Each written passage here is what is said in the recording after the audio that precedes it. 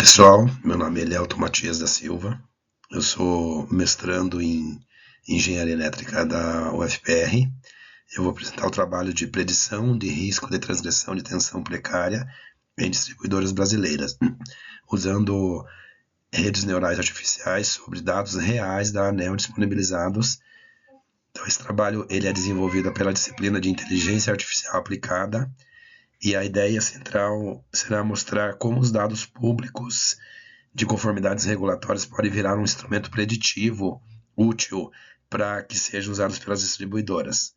Então, no trabalho, falaremos sobre a motivação do tema, base de dados, metodologia, resultados e principais conclusões.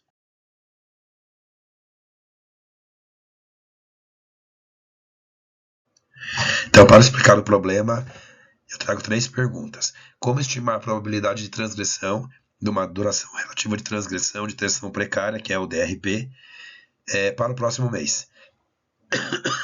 Se isso é possível usando só metadados regulatórios, que é o que a ANEEL disponibiliza, sem outras informações como topologia de rede, tipo de carga ou clima. E quanto do desempenho vem do contexto da distribuidora e do período, isso versus o histórico da própria unidade consumidora, né? Então, os objetivos seguem direto nessas perguntas. Formular como uma classificação binária, treinar uma rede neural multicamadas, comparar duas configurações, V1 e V2, que eu chamo no trabalho, para isolar o ganho histórico individual. Uma é com ganho histórico, outra é sem, e validar a diferença com teste estatístico em um baseline linear, verificando se a rede neural proposta realmente se justifica. Esses números aqui resumem por que esse trabalho ele é possível, né?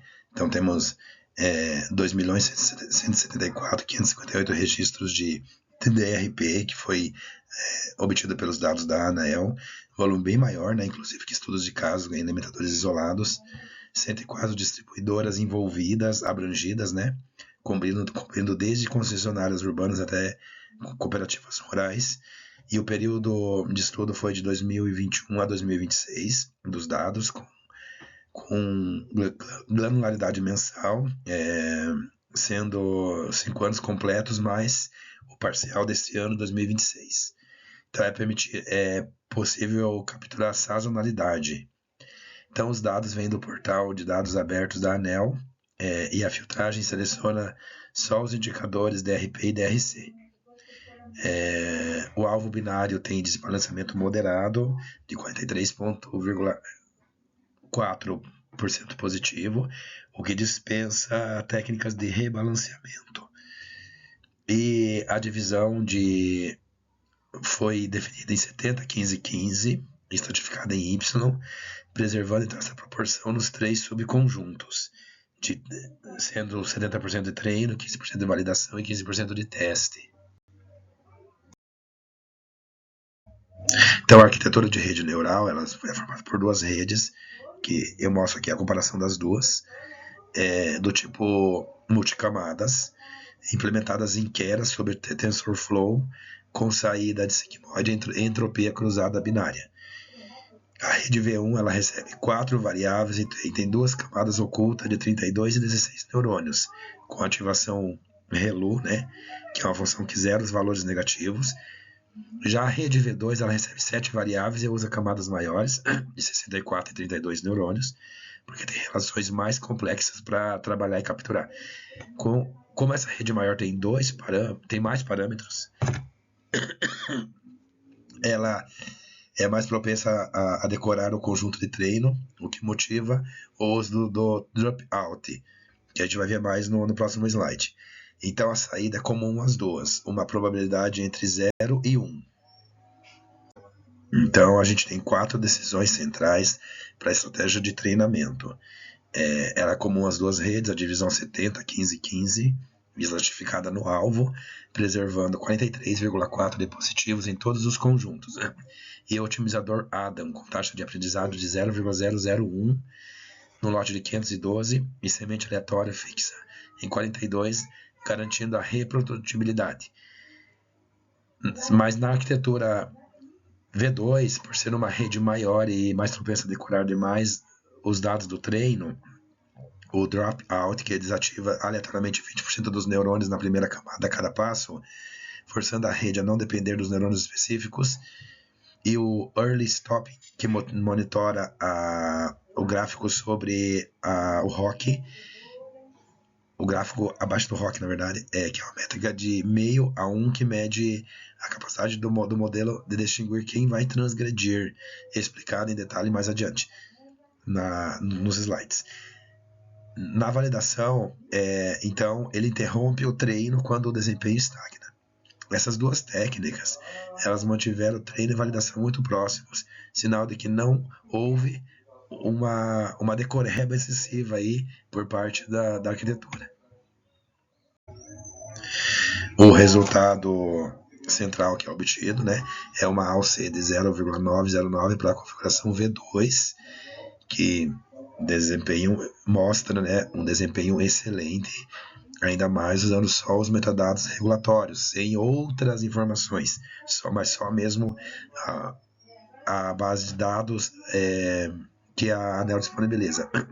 Então a acurácia foi de 85,6%, um ganho de 0,201 na área sobre o ROC sobre a V1. Na tabela, a arquitetura V2 supera a V1 em todas as 4 métricas, né? Então o ganho mais importante na prática é a revocação da classe de transgressão, que sobe de 0,532 para 0,847, ou seja, 31,5 pontos percentuais. Isso significa que V2 identifica corretamente 85% das unidades que realmente vão transgredir, o que permite a distribuidora agir, né, sobre a maioria dos casos de risco antes de o problema acontecer, ou seja, de forma preditiva, como era o objetivo. Eu trago 2 figuras, né, para mostrar melhor os resultados e a comparativa entre as curvas. Então, à esquerda aí nós temos a figura que traz a curva ROC, que ela é uma curva que relaciona acertos e falsos alarmes em cada limiar de decisão. Então é possível perceber a curva marrom de V2, ela sobe muito rápido, com alta taxa de acerto, mesmo com poucos falsos positivos, que mostra, claro, né, o comportamento esperado de um bom classificador. A curva V1 pontilhada logo abaixo, é possível também olhar o comportamento dela. Já na direita, eu trago a matriz de confusão de V2. Os acertos ficam na diagonal principal e os erros ficam fora dela. Então, em porcentagem, 6% de falsos negativos, que representa 21,268 dos casos, e 7,8% de falsos positivos, que representa 24.851 casos. Então esse erro residual quase simétrico, ele é esperado, já que variáveis fora do dado público, como topologia de rede, tipo de carga, clima local, entre outras, provavelmente explicam boa parte desses resultados. Então aqui a gente vai para as conclusões. Eu trago 3 conclusões do estudo, né? A primeira, a arquitetura V2 supera a V1 em todas as métricas, com ganho de 0,201, né, na curva ali, confirmado estatisticamente pelo teste de McNamara. Então, incorporar o histórico individual e o indicador crítico concorrente traz melhoria genuína para o modelo. A segunda conclusão é que esse histórico individual é o principal responsável pelo ganho do V2 em relação ao V1, o que indica que transgressões de tensão têm um componente estrutural forte, repetido ao longo do tempo por unidade consumidora. E a terceira conclusão o modelo é majoritariamente linear, a regressão logística com as mesmas variáveis chega perto da rede neural. Então, justifica que a rede neural é o ganho extra em revocação. Então, na prática, dados regulatórios abertos, sem nenhuma informação de topologia de rede, conforme esses que a ANEEL publica, né, usados nesse estudo, já bastam para uma predição operacional útil, né, às distribuidoras, sendo possível agir de forma preventiva aos problemas. Então, além disso, né, tem oportunidades futuras aí. Primeiro, incorporar variáveis técnicas geográficas, como topologia de rede, tipo de carga, clima, quando disponíveis para superar ainda o teto atual de desempenho e melhorar ainda mais a acurácia.